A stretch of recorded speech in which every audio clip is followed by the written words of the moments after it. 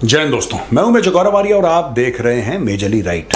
अच्छा दोस्तों, टर्की का जो प्रेसिडेंट है ना एर्दोगान, इसके अंडर में भारत और तुर्की के जो रिलेशनशिप हैं वो अच्छे नहीं, खराबी हुए हैं। इसके पीछे मैं आपको मूल कारण बताता हूं। एक तो आइडियोलॉजिकल कारण है और दूसरा कारण है जो अपने आप को टर्की अंडर एर्दोगान प्रोजेक्ट करना चाहता है। ये दो चीजें हैं दोस्तों। अब आइडियोलॉजिकल कारण क्या है? आइडियोलॉजिकल कारण ये है कि टर्की जो है वो सपोर्ट करता है पाकिस्तान को और पाकिस्तान के स्टांस को कश्मीर में। पाकिस्तान की दो कौड़े की औकात नहीं है, ना तुर्की की है। मैं आपको बताता हूं, बस पाकिस्तानी तुर्की जाते हैं छुट्टी मनाने के लिए, उनको लगता है बहुत। देखिए, टर्की के पास ना पैसा है, ना टर्की के पास बड़ी फौज है, ना टर्की की ऐसी कोई डिप्लोमेसी है। इट्स अ ओके, ठीक है, नथिंग वेरी इंप्रेसिव। ऐसा नहीं है कि तुर्की का प्रेसिडेंट कमरे में आ गया तो 10 लोग खड़े हो गए कि जनाब आ गए, जनाब आ गए, ऐसा कुछ नहीं है। बट हाँ, यस, ठीक है, उसका अपना मकाम है दुनिया में। यह भी नहीं कहना चाहिए कि टर्की का बेड़ा करके। अच्छा, मैं क्यों कह रहा हूं ये? एक क्लोज डोर पार्लियामेंट सेशन हुआ तुर्की में, जिसमें यह डिक्लेयर करा कि साहब, हम इंडिया को कोई भी डिफेंस की चीज हम एक्सपोर्ट नहीं करेंगे। यानी कि भारत के ऊपर तुर्की, दो कौड़ी का देश, ये कह रहा है कि बैन। आज मैं इस बैन के बारे में एक तो बताऊंगा, बैन के बारे में, फिर तुर्की का बैंड बजाऊंगा। एक बैन और दूसरा बैंड। तो भाई साहब, स्टोरी इस तरीके की है कि टर्किश गवर्नमेंट ऑफिशियल ने डिस्क्लोज करा है कि close door session Turkish parliament में हुआ, जहां पे उन्होंने बोला है कि साहब, पाकिस्तान के फेवर में, हम पाकिस्तान का फेवर करेंगे और भारत को कोई भी चीज नहीं देंगे। मैं तुर्की को सिर्फ एक बात बताना चाह रहा हूं कि ठीक है, तुमने अपना कदम ले लिया, तुमने कदम ले लिया अपना, ठीक है, कोई बात नहीं, राइट। लेकिन एक बात ध्यान रखना, इंडिया तो तुम्हें जूते मारेगा ही मारेगा। इंडिया तुम्हें जूते चप्पल करेगा तुम्हारे साथ। पाकिस्तान तुम्हारी कमर में खंजर उतारेगा, तुम्हारी पीठ में खंजर उतारेगा। ये इस कौम, पाकिस्तानी कौम की खासियत है। ये जिसके साथ इन्होंने हाथ मिलाया है उसकी अंगूठी चोरी करी है, जिसके कमर में हाथ डाला है उसकी जेब काटी है, और जिससे गले मिले हैं उसके पीठ पे खंजर उतारा है। ये इस कौम की खासियत है। अब मैं बताता हूं आगे चल के। According to the minutes of the foreign affairs committee debate on July 10th, ये 10 जुलाई की बात है, यानी कि एक हफ्ता पहले की लगभग, Mustafa Murat Seker, deputy chairman of the presidency of the defence industry, भाई साहब मुस्तफा मूरत सेकेर ने यह बोला है कि गवर्नमेंट की सीक्रेट पॉलिसी है। अब लोग कह रहे हैं कि इनएडवर्टेंटली इसके मुंह से निकल गया, यानी कि गलती से नहीं निकालना चाह रहा था, गलती से इसके मुंह से निकल गया कि सरकार ने बोला है कि इंडिया को वर्चुअली ब्लैकलिस्ट कर दो और डिफेंस एक्सपोर्ट करेंगे ही नहीं भारत को। जैसे भारत की बड़ी रूह तड़प रही थी, तुर्की से नहीं मिला, तुर्की से सामान नहीं मिला तो हम परेशान हो गए। अरे दुनिया मंडी है यार, भारत के पास पैसा बहुत है, पैसा बहुत है। मैं एक बात आपको बता दूं दोस्तों, भगवान बड़े बोल ना बुलवाए, भारत के पास इतने नोट, तुर्की के पास तो है नहीं पैसे, भारत के पास इतने नोट हैं, इतने नोट हैं कि कल अगर भारत ये बोल दे लॉकहीड मार्टिन को कि हाँ अंकल, हम तुम्हें कॉन्ट्रैक्ट दे रहे हैं जहाज का, ये डिफेंस इक्विपमेंट की बात कर रहा है ना, अगर मोदी जी ने ये बोल दिया तो यूएस का प्रेसिडेंट उस वक्त जो भी है, जो बाइडेन हो गया, आगे चल के ट्रंप हो, जो XYZ हो, वो बंदा दिल्ली आएगा, यूएस का प्रेसिडेंट दिल्ली आएगा हेलो कहने के लिए, चाय पीने के लिए। ये पावर होता है पैसे का, ठीक है। इन्होंने क्या करा कि 80 मुसलमान थे, तो ये सब देखिए दकियानुसी फालतू की चीजें हैं।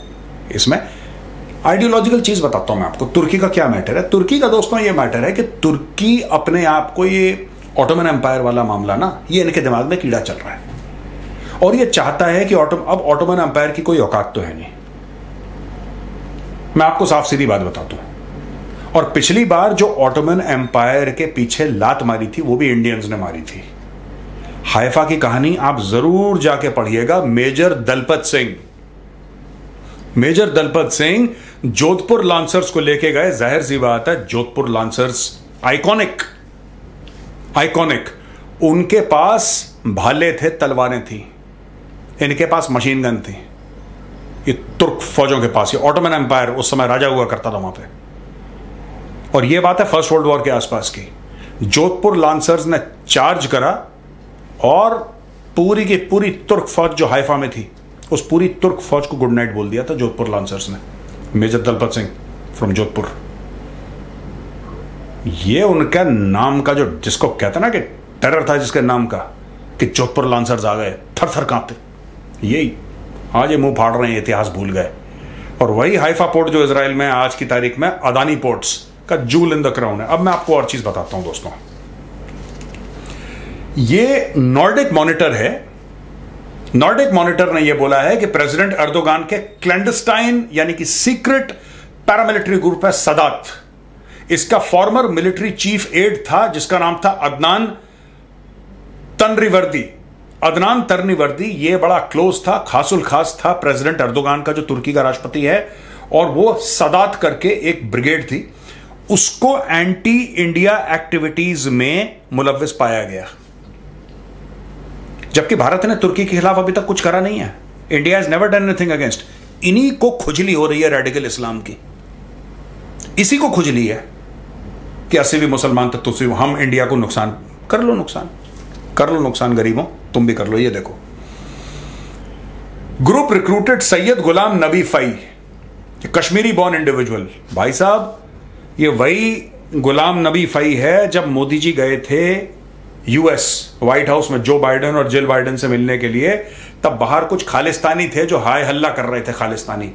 उनमें से एक गुलाम नबी फई चुपचाप कोने से आया और खालिस्तानियों के साथ खड़ा हो गया। कश्मीरी है। इस गुलाम नबी फई को जेल में डाला था यूएस में। यूएस की गवर्नमेंट ने बोला क्रिमिनल है, इसको जेल में डाला, फिर बाद में छूटा है, फिर भाग गया। ये यही काम करता। अब देखो ये फंस गया ना।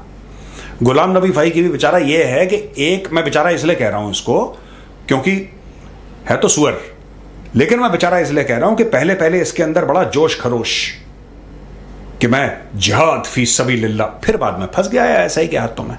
अब आईएसआई इसको ब्लैकमेल करता है, ये घर नहीं आ सकता अपने। आईएसआई जिस दिन इसको पैसे देता है उस दिन रोटी खाता है, वरना फांके से। तो ये गुलाम नबी फई कहते हैं धोबी का कुत्ता ना घर का। जो अपने मुल्क से गद्दारी करेगा उसका गुलाम नबी फई वाला ही मैटर होना चाहिए, उसका अंत वैसी होता है। एनीवे, तो फई की यूएस बेस्ड ऑर्गेनाइजेशन है Kashmiri American council, which received funding from Pakistan's Inter-Services Intelligence, collaborated with Sadat's front organization, the Union of NGOs of Islamic World.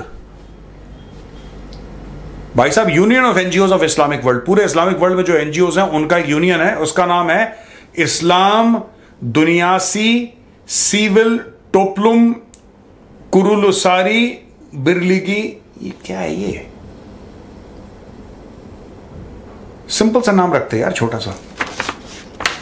उसमें लगता है अर्दोगान ने अपना बाप दादा नाना नानी गांव सबका नाम लिख दिया इसमें। एनीवे, अच्छा, तुर्की के बैन से भारत को 2% का फर्क नहीं पड़ने वाला दोस्तों। भारत को इसका कोई फर्क नहीं पड़ेगा, जीरो फर्क पड़ेगा।